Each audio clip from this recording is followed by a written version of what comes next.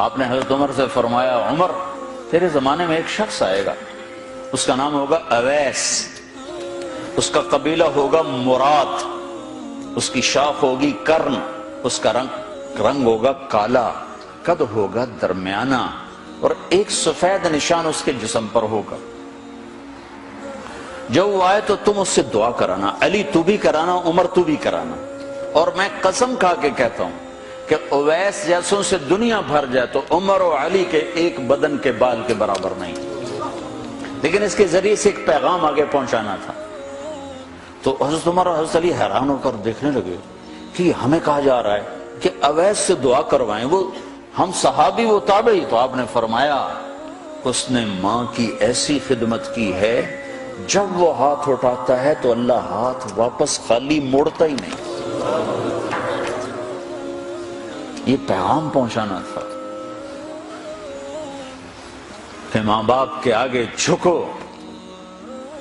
جس دیش میں آپ رہتے ہیں یہاں کام کی رفتار بہت تیز ہے، ماں باپ اگر موجود ہیں تو کم ہی کچھ نصیبوں والے ہیں جن کو کچھ اولاد کی خدمت ملتی ہے، ورنہ دیواروں کے ساتھ ہی زندگی گزر رہی ہوتی ہے۔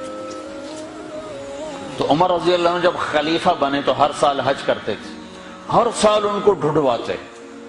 اب مجھے یہ نہیں پتا درمیان کے کوئی سال ہوں گے کہ ایک سال آپ نے حج پر سارے حاجی اکٹھے کر لیے، ایسے اپنے سامنے کا کھڑے ہو جاؤ بھائی، سب کھڑے کر لیے، کہنے لگے بیٹھ جاؤ سارے یمن والے کھڑے رہو، تو سارے بیٹھ گئے، یمنی کھڑے رہے، کہ سارے یمن والے بیٹھ جاؤ، قبیلہ مراد والے کھڑے رہو، تو سارے یمنی بیٹھ گئے، مراد والے کھڑے رہے۔ اس سال میں یمن گیا جماعت میں تو اویس کرنی کے گاؤں گیا، ان کی جگہ پیدا ہوئے، جو ان کا قبیلے کے لوگوں سے ملا، اس علاقے سے گزرا، دیکھا کہ اچھا یہاں وہ ہستی پیدا ہوئی تھی، خشک پہاڑ ہیں، بالکل خشک پہاڑ۔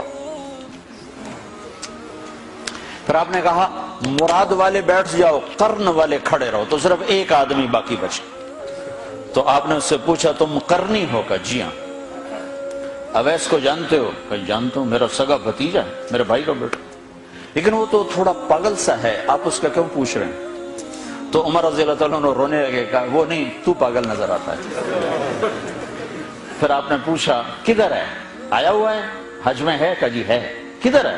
کہا جو اونٹ چرانے نکلا تھا عرفات کی طرف۔ تو حضرت عمر نے حضرت علی کو ساتھ لیا اور دوڑ لگائی اور پہنچے عرفات کی طرف، تو دیکھا تو ایک آدمی ایک کیکر کے درخت کے نیچے نفل پڑھ رہا اور اونٹ اس کے چاروں طرف چل رہے۔ تو یہ دونوں حضرات بیٹھ گئے، تو انہوں نے اویس نے محسوس کیا کچھ آ گئے لوگ، تو انہوں نے نماز مختصر کر دی، سلام پھیرا۔ تو حضرت عمر نے پوچھا کون ہو بھائی؟ کہا جی مزدور ہوں۔ کہا تیرا نام کیا ہے؟ کہا جی اللہ کا بندہ۔ کہا بھائی ہم سارے کے بندے ہیں، میں پوچھ رہا ہوں جو نام تیری ماں نے تیرا رکھا وہ کیا ہے؟ تو وہ تو پہچانتا نہیں تھا کہ عمر کون ہے، علی کون ہے، وہ تو پہلی دفعہ حج پہ آیا تھا۔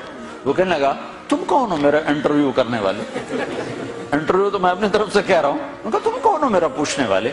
تو حضرت علی بولے یہ امیر المومنین ہیں عمر بن خطاب اور میں ہوں علی بن ابی طالب۔ پھر وہ ایسے ایک دم گھبرائے، دونوں کو سلام کیا، میں معذرت چاہتا ہوں میں نے پہچانا نہیں۔ تو عمر رضی اللہ عنہ نے فرمایا ہاتھ اٹھا، ہاتھ اٹھا۔ برمنگم والوں کو پیغام پہنچے کہ ماں کی خدمت کیسے کی جاتی، کہ عمر جیسا ہاتھ اٹھوا رہا ہے، علی جیسا، علی جیسا۔ تو وہ کہنے لگے میں آپ کے لیے کیسے ہاتھ اٹھاؤں، میری اوقات ہے کہ میں آپ کے لیے دعا کروں؟ کہاں، ہمیں ہمارے نبی کا حکم تھا کہ اویس آئے تو اس سے دعا کروانی ہے، کہ جب وہ ہاتھ اٹھاتا ہے تو وہ ہاتھ خالی نہیں آتے۔ کس وجہ سے؟ تہجد، جہاد، تبلیغ، ذکر، تلاوت، تسبیح، حج، عمرے، نمازیں، روزے، ذکر، تلاوت۔ کس وجہ سے؟ نہیں، ان میں سے ایک وجہ بھی نہیں، ماں کی خدمت کی وجہ سے۔ پھر ایک اور جگہ آپ نے فرمایا کہ لوگ جب جنت میں چلیں گے تو اویس بھی چلے گا، جب جنت کے دروازے پر پہنچے گے تو اللہ تعالیٰ فرمائیں گے اویس کو روک لو باقی کو جانے دو۔ تو اویس گھبرا جائیں گے، کہیں گے یا اللہ مجھے کیوں روک لیا ہے؟ تو اللہ تعالیٰ فرمائیں گے ٹھہر جاؤ، جانے دو ان کو۔ ہاں بھائی، اب یہ سامنے جہنم کے لوگ کھڑے ہوئے ہیں، تو شفاعت کر، تیری تو فعل لاکھوں انسانوں کو جنت میں ڈالو۔ تجھے اس لیے روکا ہے کہ تو شفاعت کر، جدھر تیری انگلی اٹھتی جائے گی ان کے لیے جنت لکھتی چلی جائے گی، ان کے لیے جنت لکھتا چلا جاؤں گا، جدھر جدھر تو انگلی اٹھائے گا۔ صرف پونڈ ہی سب کچھ نہیں، مائیں بھی بہت کچھ ہے۔